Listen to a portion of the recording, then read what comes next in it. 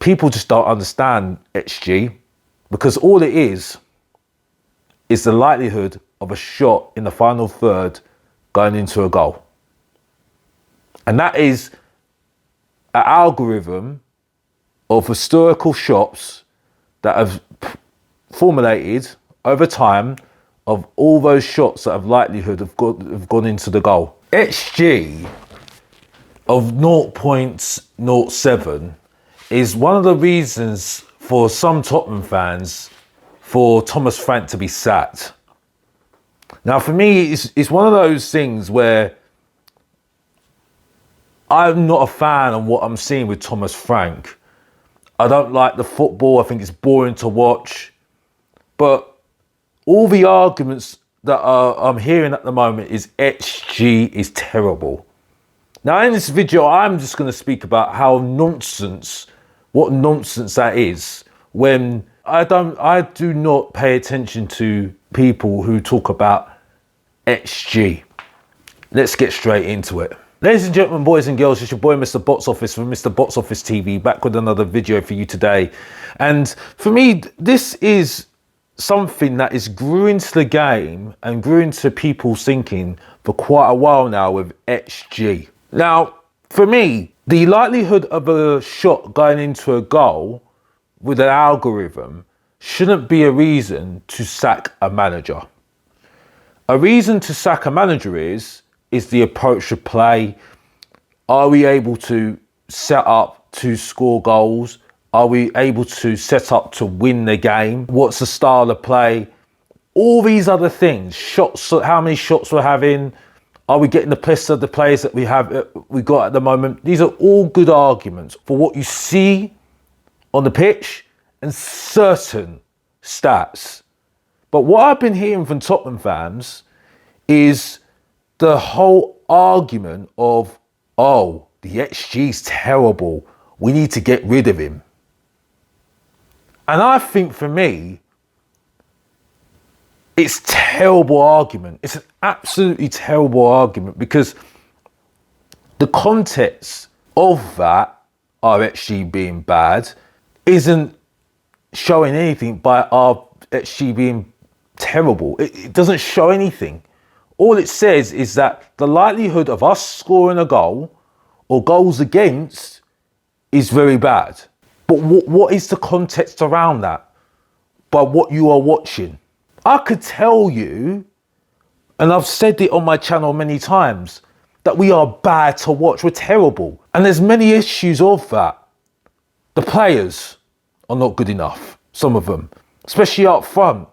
Because whether you like Richarlison, whether you like Alderweireld, whether you like Kudos, whether you like Xavi Simons, either they're played wrong, or they're set up wrong, or they're just not good enough, or we're not playing to their strengths.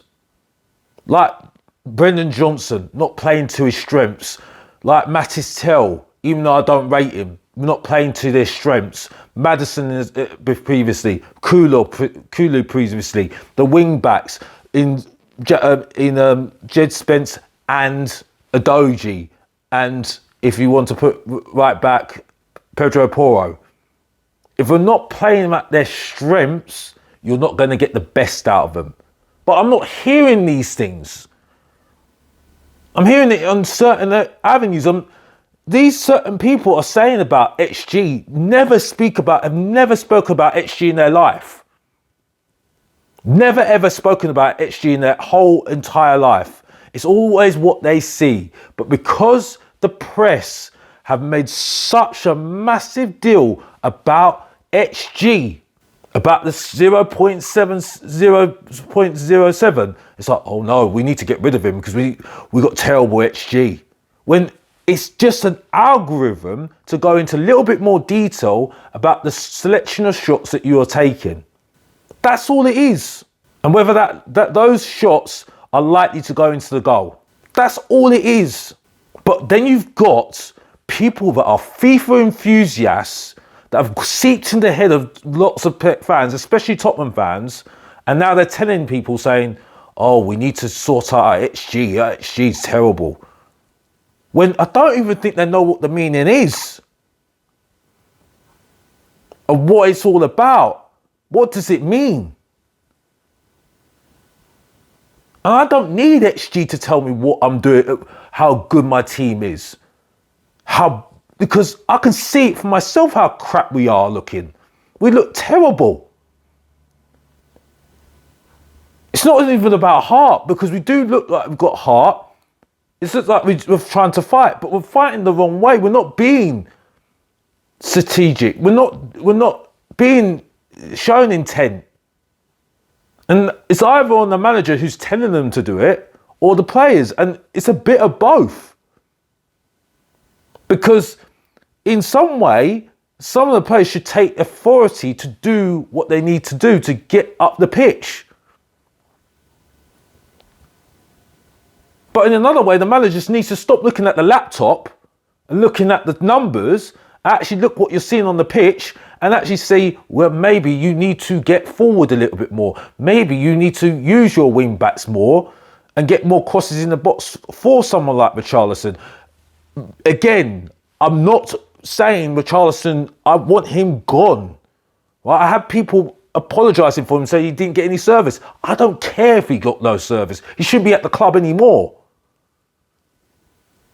So my issue is at the moment is we're arguing the wrong thing to throw at Frank at the moment. He's the worst guy to throw at about XG when he's the one that is all about XG. He's all about stats. Why do you think Johan Lang and him get on really well? Because they're all about stats and XG. He talks about it. So if you're saying, oh, XG's terrible, you've got the best manager for it, Thomas Frank. So this is where the argument falls down completely. If you're throwing at him about, we're not showing intent attacking wise, you're not getting the best out of the players we're using and getting the best out of them using their strengths, that's a good argument. But XG, no, why? It's nonsense. You either haven't watched the game, which you haven't done, because if you're putting arguments across about XG, you've not watched the game. Because you can see with your eyes what is going on and you can get the context and the logic as well. It's terrible to watch. And you can see that we're not using the strengths of the players. We're not getting up the pitch more. If you can't have somebody that's going to hold up the ball, you've got to try and get in behind. Or you've got to try and get crosses in. That's the sort of numbers you look at, the shots that we're taking. Yes, crosses in the final third, okay, to a point.